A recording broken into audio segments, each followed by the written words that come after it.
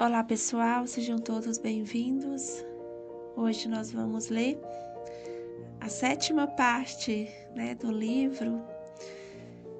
Tá um pouco demorado, assim, porque devido ao tempo mesmo, mas este livro, ele não é tão grande, tá?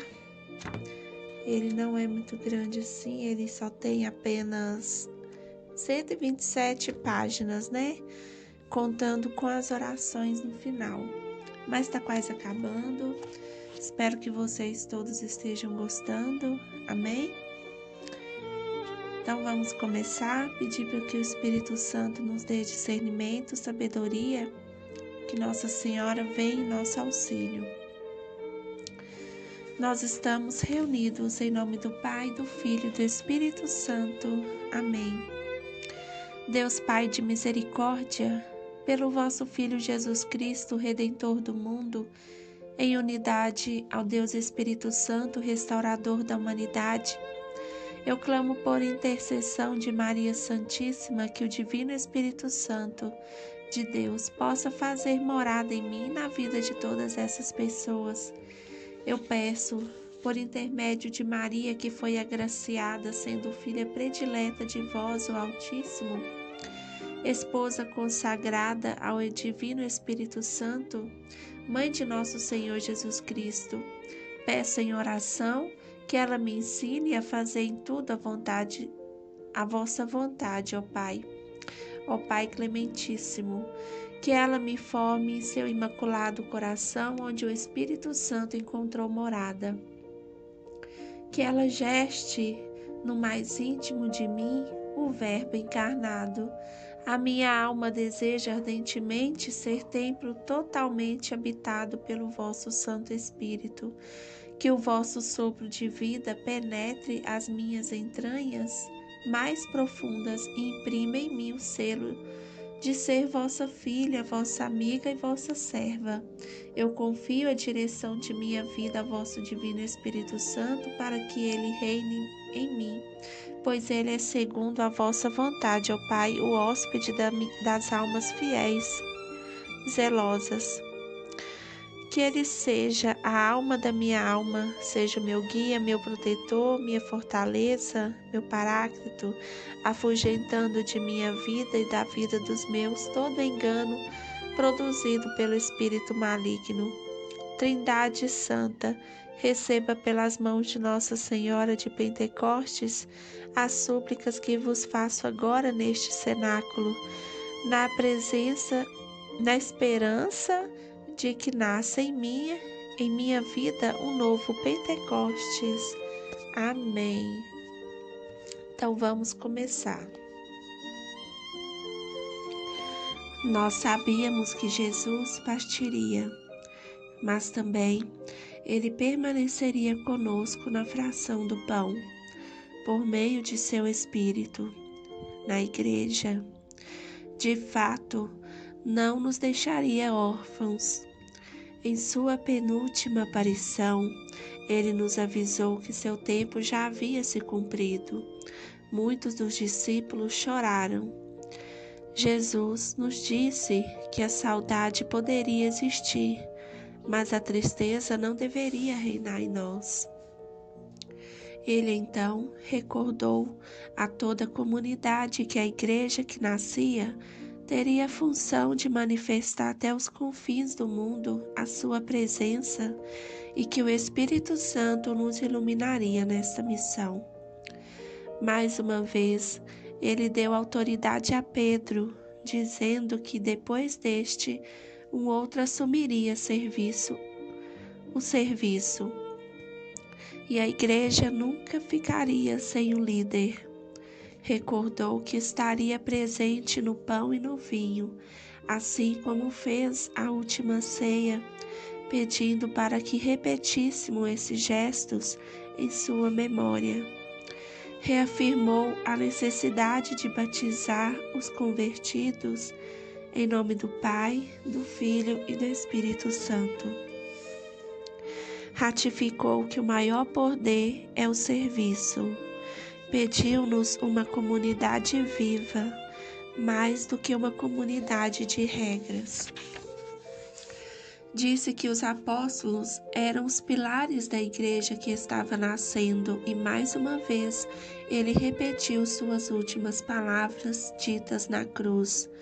Dirigiu-se a mim e disse: Mulher, eis, estes são teus filhos. Depois olhou para todos os discípulos e disse: Irmãos meus, a minha mãe é também a mãe desta igreja que está surgindo e a mãe de cada um de vocês. Jesus terminou dizendo que após a sua partida deveríamos ir todos a Jerusalém. Enfim, partimos. Saímos de madrugada, fomos passando por povoados e regiões onde Jesus pregou, anunciou o reino e realizou milagres. De passagem, comunicávamos que Jesus havia ressuscitado, assim como fizemos na vinda de Jerusalém para Galiléia. Em nosso testemunho, muitas pessoas se somavam a nós em peregrinação. O medo ainda dominava grande parte dos discípulos, mas usávamos de prudência no anúncio e procurávamos por caminhos pelos quais sabíamos que não seríamos perseguidos. Foi lindo ver o povo de Deus em marcha em busca da realização de uma promessa. A fé nos desloca, tanto física quanto espiritualmente, pois produz em nós movimento. Caminhava à nossa frente Pedro, guiando e orientando os fiéis, e todos sentiam confiança nele. As mulheres e eu caminhávamos juntas, rezando e recordando os feitos do Senhor. Todos se preocupavam muito comigo, imaginando que a longa jornada poderia me desgastar, mas eu dizia que as minhas forças eram renovadas em nome do nosso Senhor Jesus Cristo. Éramos uma igreja caminho, assim como meu filho sempre quis. Uma igreja peregrina, desinstalada, caminhando para onde o Senhor desejasse. Foram os dias de jornadas até que avistamos Jerusalém ao longe. Pedro, então, pediu que tivéssemos cuidado, pois as autoridades religiosas e políticas ainda estavam em perseguição a todos os discípulos de Jesus. O Senhor Jesus nos reuniu no alto do Monte das Oliveiras e todos os discípulos e discípulas estavam unidos em oração. Mais uma vez, ele comunicou que o Espírito Santo Paráclito estava para chegar e conduziria a missão da igreja. Enquanto ele falava, o céu se abriu e uma legião de anjos entoava cantos de glória. Lentamente Jesus foi se levantando aos céus, elevando aos céus, ascendendo até o pórtico de luz. Enquanto isso, uma nuvem baixou e envolveu a todos. Depois que ela se dissipou, Jesus não estava mais diante dos nossos olhos. 2 homens vestidos de branco apareceram dizendo que em nome da nossa missão não deveríamos ficar ali parados olhando para o céu, mas precisávamos descer da montanha e começar o nosso trabalho de anunciar a boa nova. Os 2 homens também afirmaram que da mesma forma que o vimos subir aos céus, o vê-lo-emos voltar em majestade, sem contudo especificar quando. Os discípulos se abraçavam e encorajavam-se, e aos poucos foram descendo da montanha, completamente extasiados. Eu, Pedro, Maria Madalena e o discípulo amado João ficamos ali mais um tempo em uma contemplação profunda, que nos fez respirar forte, e dizíamos a nós mesmos: Agora a tarefa é nossa, a missão nos foi confiada. Pedro tomou a palavra e disse: precisamos descer, a igreja precisa de nós. A promessa que Jesus me fez de que em breve estaríamos todos juntos no paraíso fazia com que eu não sofresse com a sua partida. Eu sabia que o céu reservado a cada um de nós será a eternidade ao lado de Deus. Com isso, meu coração se alegrava. A ressurreição de Jesus nos devolveu a alegria. Mesmo sabendo que ele tinha subido ao céu, nossas almas se alegravam nos milagres que havia realizado em nossas vidas e na vida da comunidade. Também nos alegrava o fato de Cristo ter confiado a cada um de nós uma missão específica. Aliviava o luto de nosso peito a certeza de que muito em breve o Senhor nos conduziria com seu Espírito. A comunidade, logo após a ascensão do Senhor, não teve tempo de sentar e lamentar que ele havia partido. Eram tantas as motivações deixadas por Jesus que nos faziam ter ânimo e alegria para cumprir a ordem dos seus homens de branco que apareceram imediatamente após Jesus subir aos céus. Não é hora de lamentos, de paralisias. Não é hora de ficar olhando para o infinito. É hora de ação, de trabalho. Eu contei para alguns discípulos e discípulas a visão que eu tive do céu. Eles ficaram maravilhados.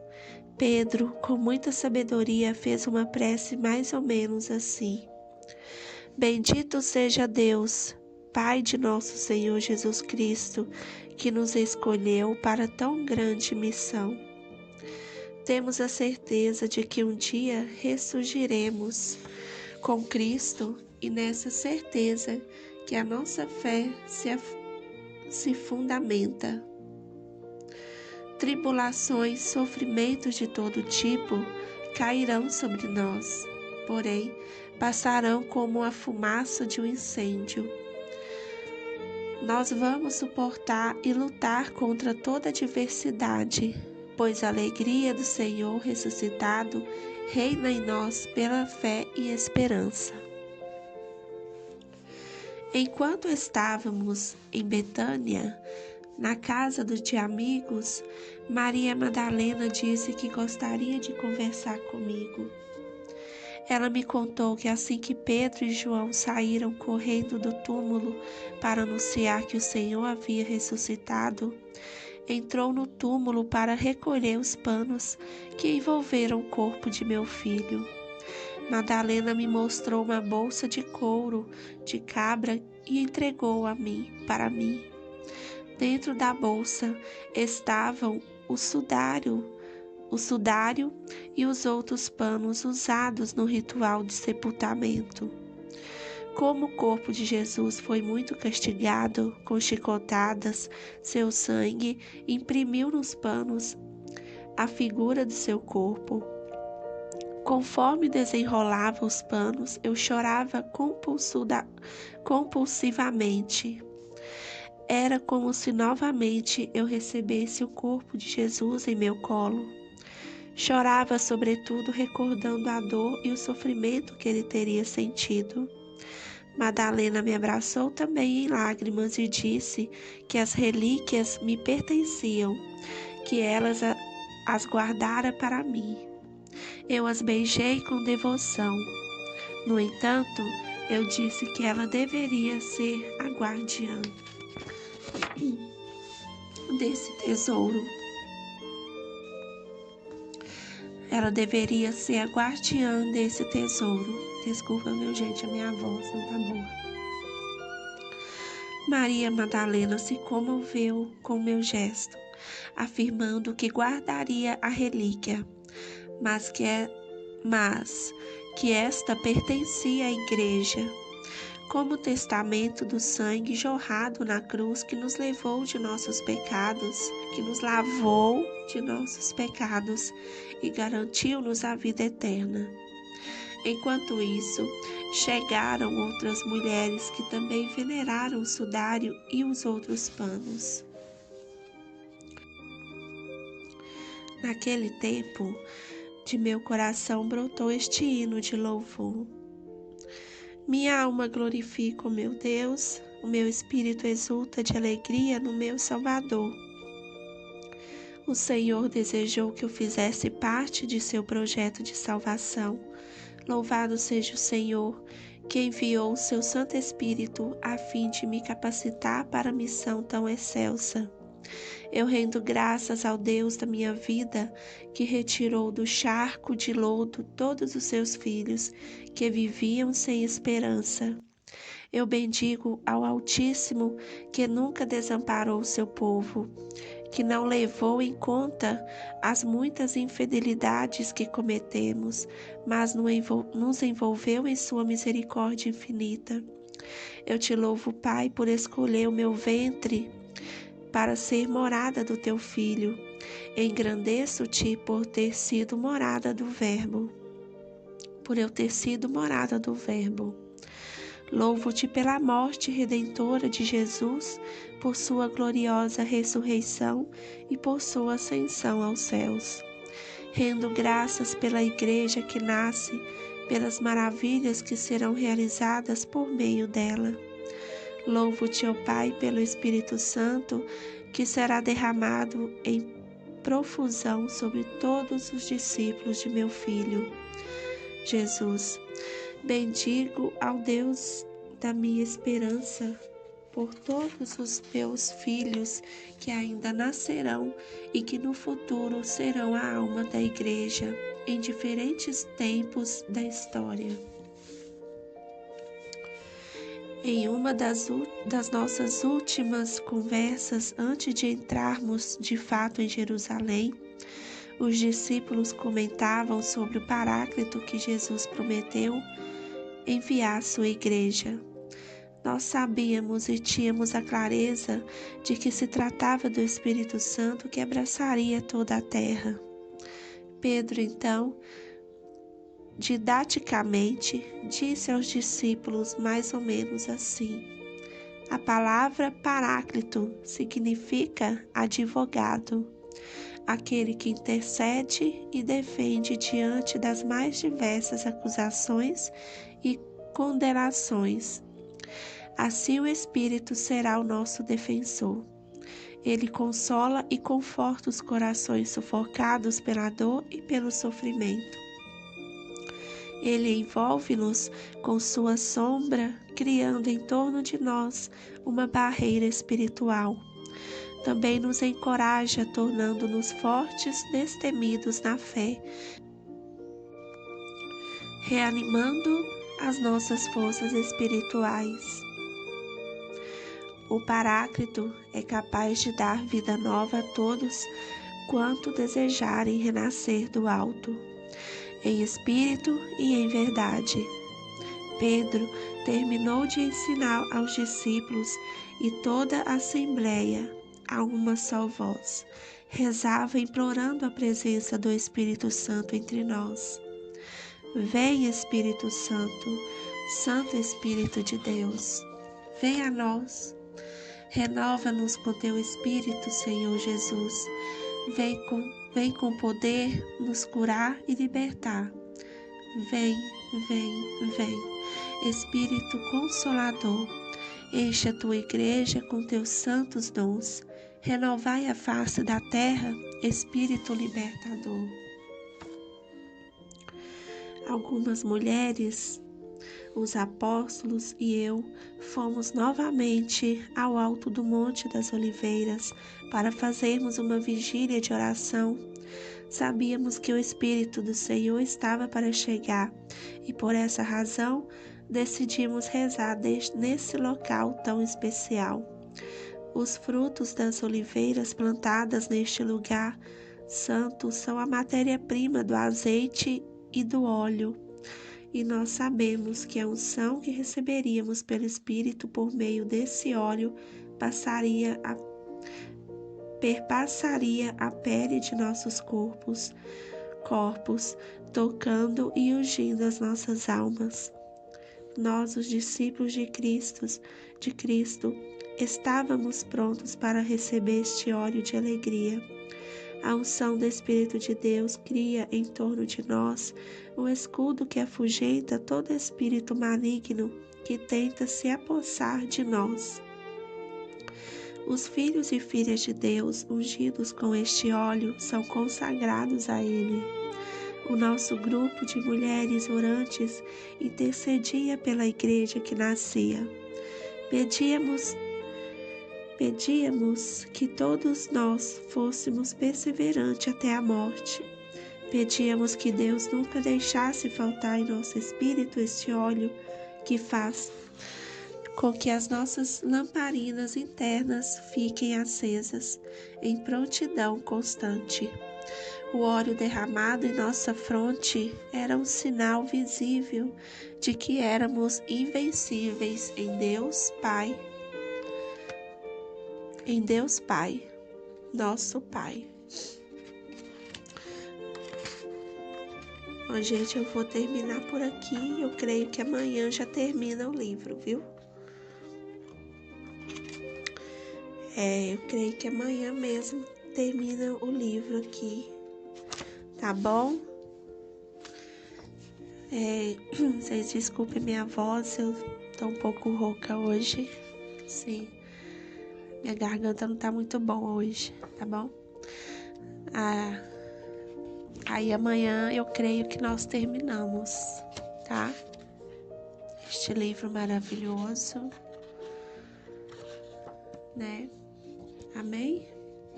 Vou rezar um Pai Nosso, uma Ave Maria. Pai nosso que estais no céu, santificado seja o vosso nome. Venha a nós o vosso reino, seja feita a vossa vontade, assim na terra como no céu. O pão nosso de cada dia nos dai hoje, perdoai as nossas ofensas, assim como nós perdoamos a quem nos tem ofendido. E não nos deixeis cair em tentação, mas livrai-nos do mal. Amém. Ave Maria, cheia de graça, o Senhor é convosco. Bendita sois vós entre as mulheres, e bendito é o fruto do vosso ventre, Jesus.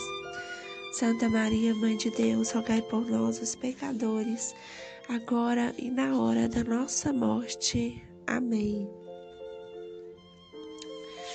Estivemos e continuaremos reunidos, em nome do Pai, do Filho e do Espírito Santo. Amém. Louvado seja o nosso Senhor Jesus Cristo, para sempre seja louvado. Salve Maria, até amanhã, se Deus quiser.